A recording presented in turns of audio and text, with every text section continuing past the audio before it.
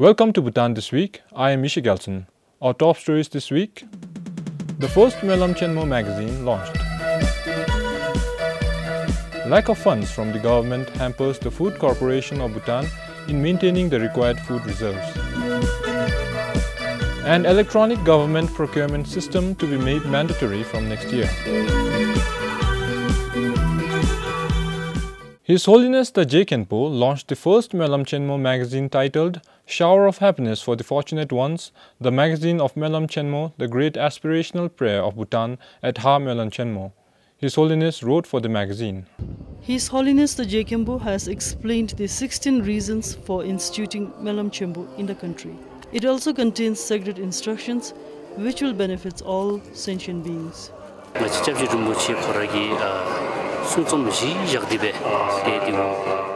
His Holiness has given the detailed information on reasons for conducting Melam Chenmo in this magazine, and it also includes secret teachings which have an ability to make people aware of the sufferings in the world and benefit them.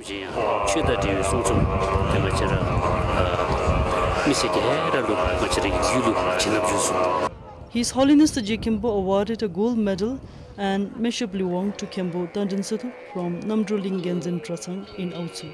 Lampup String from Ha Takchugemba also received this Jigme.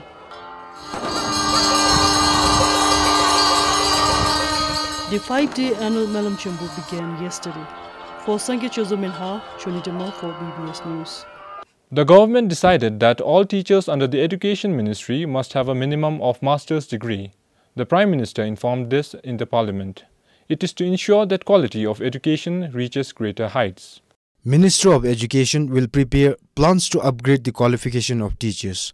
Out of nearly 9,000 teachers in the country today, just over 1,100 have a master's degree.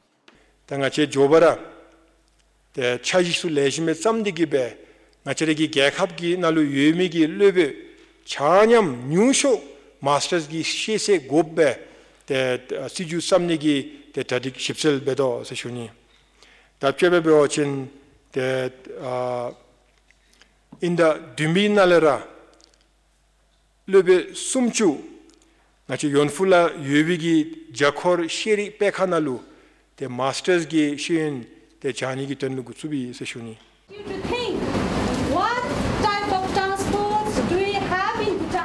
The government will also discuss with education colleges in Paro and Samtsi to provide master's program. According to the State of the Nation report, it is to upgrade not only the knowledge, skills and talents of the teachers, but also the students. The government has allocated some 108 million Newton to train teachers this year. This is Pasa, BBS News. The latest performance audit report of the Royal Audit Authority calls for the Labour Ministry to ensure the regulation on Bhutanese Overseas Employment Agents 2013 is enforced strictly. Lack of adequate monitoring and supervision on the ministry's part has led to numerous non-compliances by such agents. As per the report, the ministry was not able to detect non-adherence with the regulation by the Bhutanese Overseas Employment Agents, such as unauthorized collection of fees from the job seekers, advertising and recruiting without prior approval of the Labour Ministry. It also failed to rectify such deficiencies on time. For instance, as a result of inadequate monitoring and supervision, 2 overseas employment agents, although suspended, were able to carry out recruitment and collection of fees during the suspension period. As such, one of the agents had unlawfully collected 7.54 million Newton from 39 candidates against visa processing charges, air tickets, security deposits, transportation charges, hotel and service charges. The performance audit states that the Labour Ministry could not adequately monitor and supervise the operations and activities of the Bhutanese overseas employment agents due to shortages of human resource. The ministry also failed to put in place adequate safety measures for the Bhutanese employed overseas through the agents. This resulted in such Bhutanese workers having to frequently face issues such as untimely and exploitative payments, excessive working hours and unsafe working conditions.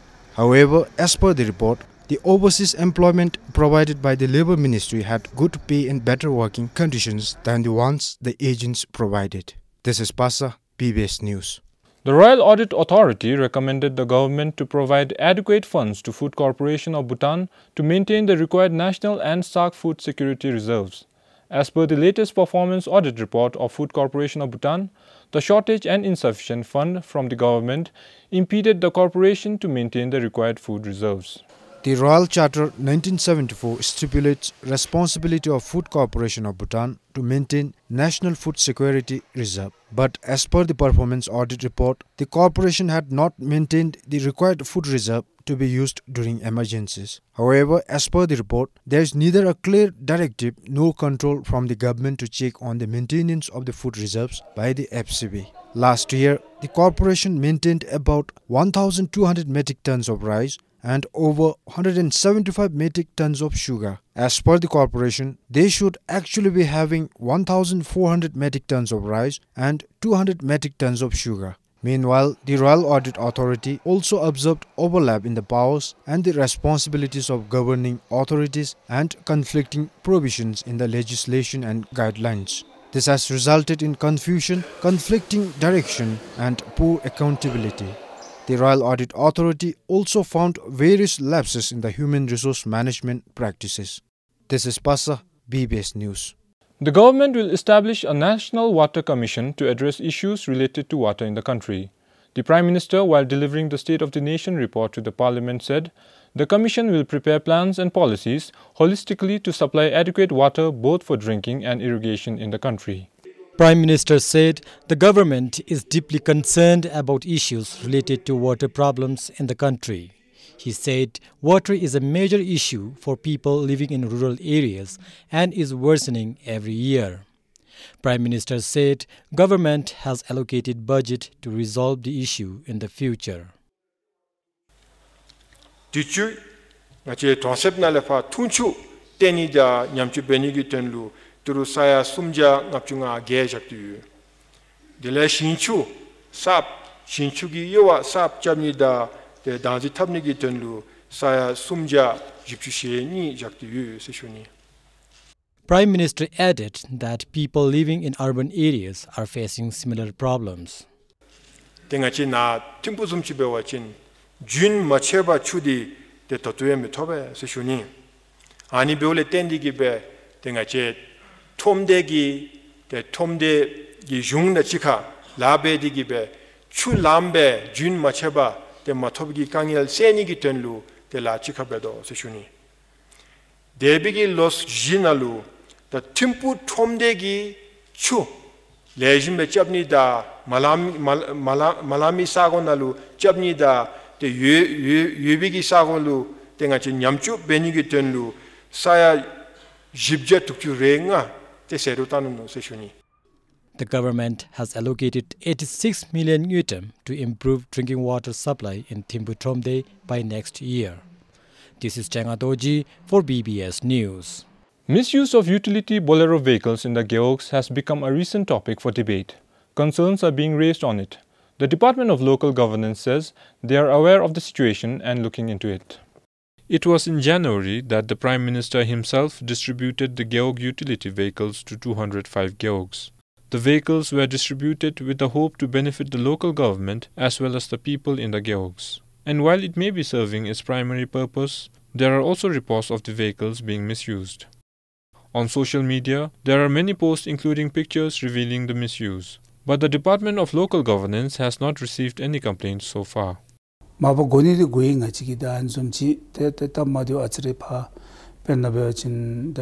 have heard of the problems of the vehicles being misused, but we are yet to receive any written complaints. Some of it could also be true, because we have 205 curbs utilizing the vehicles. The government is also very concerned with the issue.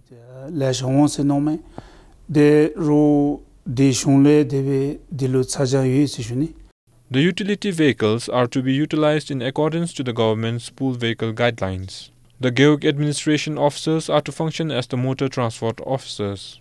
Lungten Doji shared some issues are arising because the officials are not properly aware of the guidelines. He added they are also carrying out investigations to make sure vehicles are not being misused knowingly.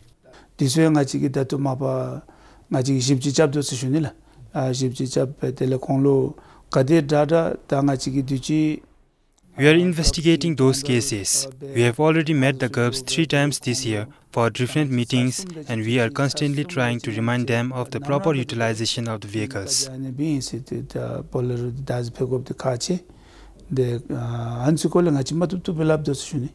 The vehicles were bought at a cost of over 146 million ngultrum.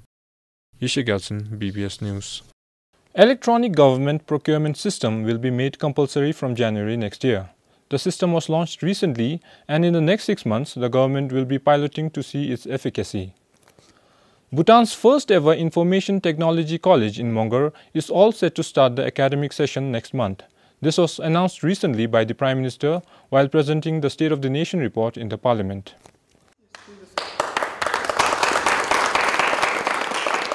The Electronic Government Procurement System, or simply EGP, is a web-based portal maintaining complete and up-to-date public procurement activities of all public agencies.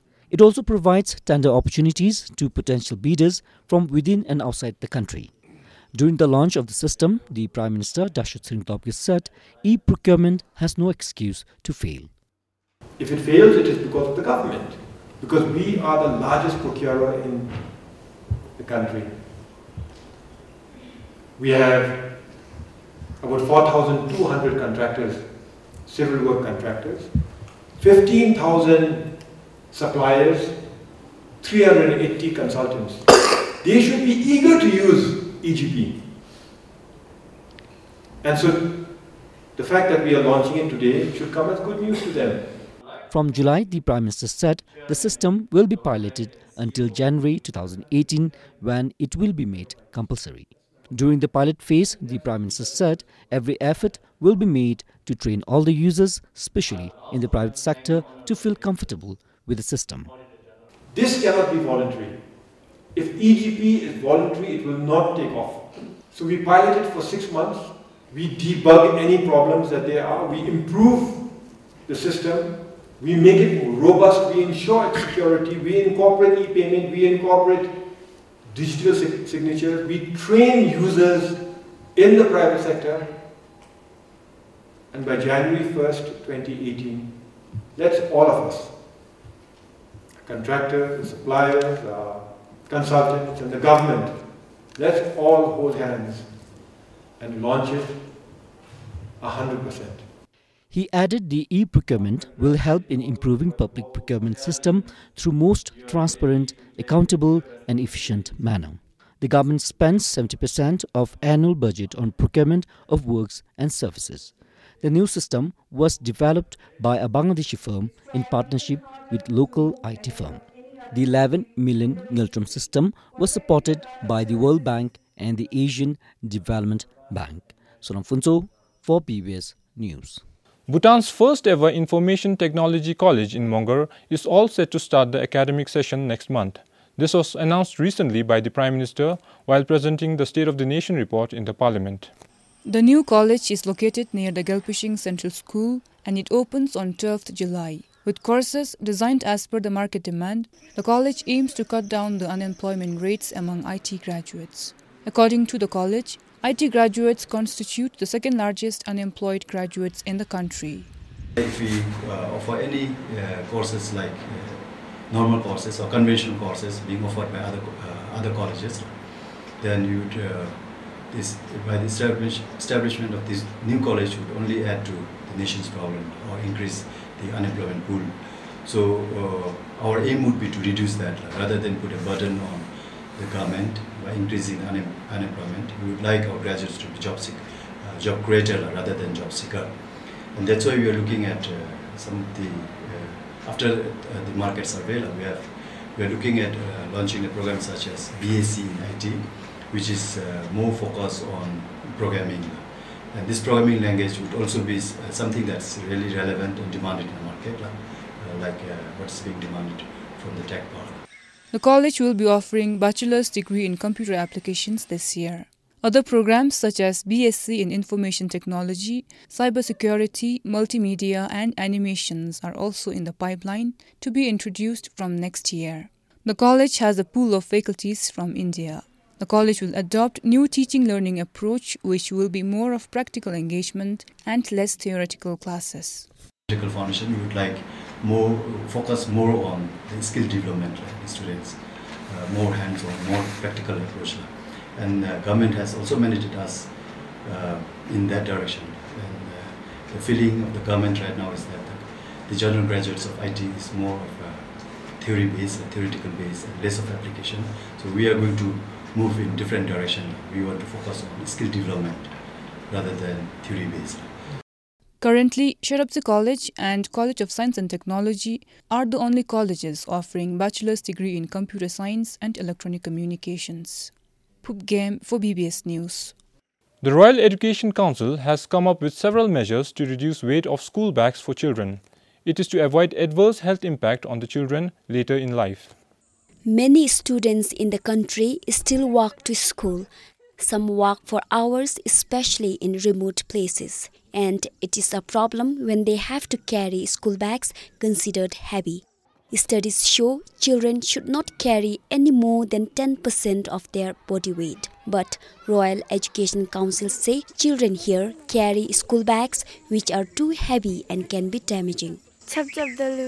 When it rains, carrying heavy bag is difficult. Our books and kira get wet. If there are shelves and lockers in the class, it will benefit us and we will not lose our books too.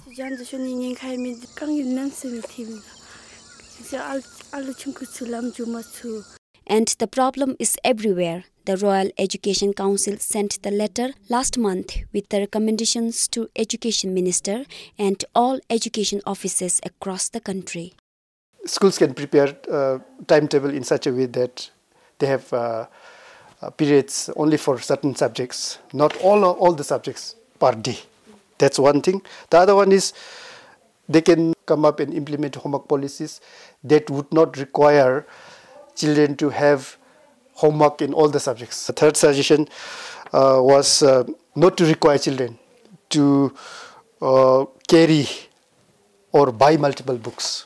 Another way could be installing lockers and shelves in the classroom. Buying thick notebook is also discouraged.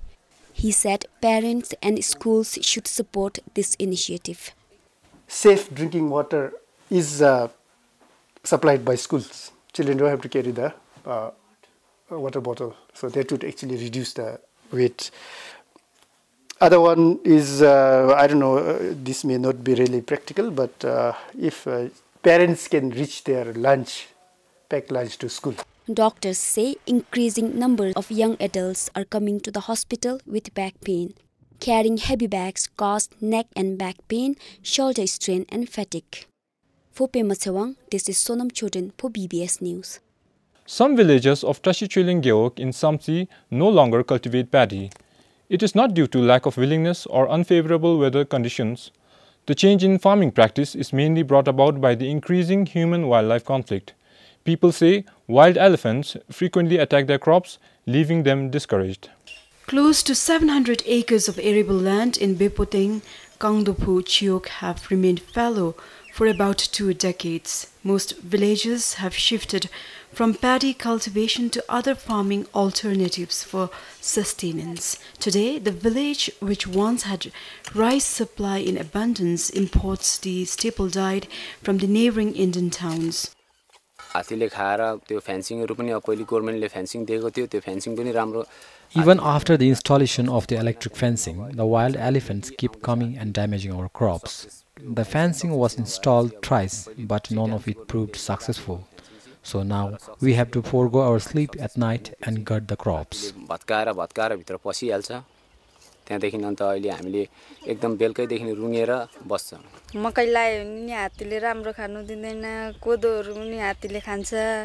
Wild elephants do not let us cultivate even maize.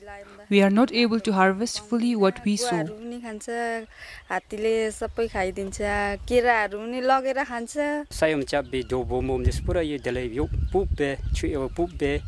An earthquake damaged the source of our irrigation water. After that, about 25 acres of fields had to be left fallow. A few years ago, some government officials visited and promised to repair the irrigation canal. But to this day, nothing has been done.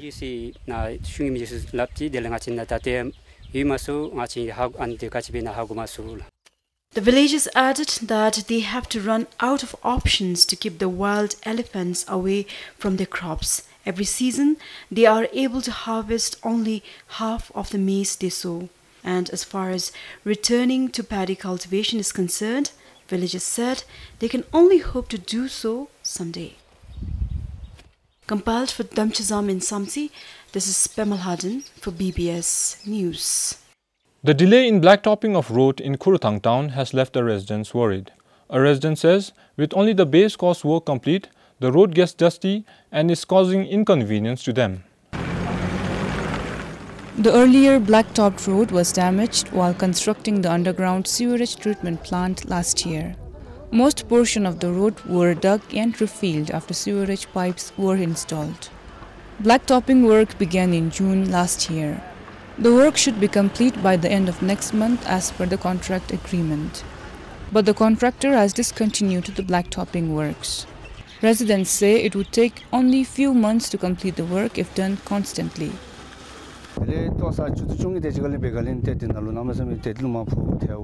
Especially during afternoon, due to strong wind, the town gets very dusty. We cannot open our vehicle's window and it is too hot to stay inside the vehicle with all windows closed. If the contractor had carried out the work, it would not take even 2 weeks to complete. We don't know the reason behind.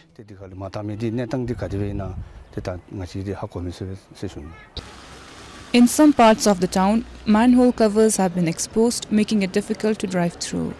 Several potholes have also been developed on the road, which people fear might cause problems during the monsoon.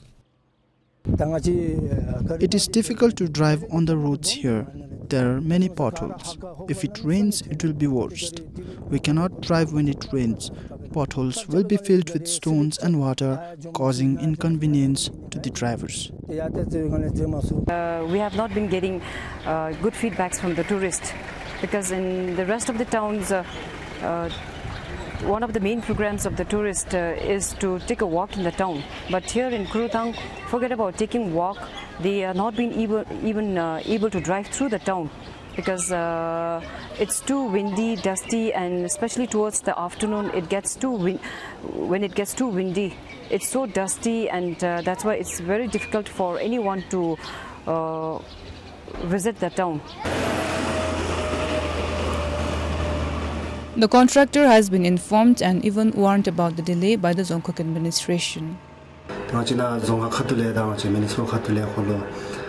We have repeatedly issued warning letters and received commitment letters from the contractor to complete the work on time.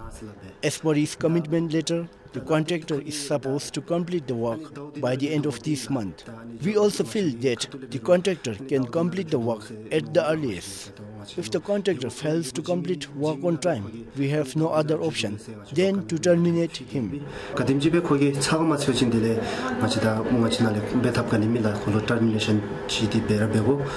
Despite the issues, he said the works will be complete as per the schedule. For Komal Karka in Punaka, this is Pukgam for BBS News. Well, that's all we have for you this week. Until next time, goodbye.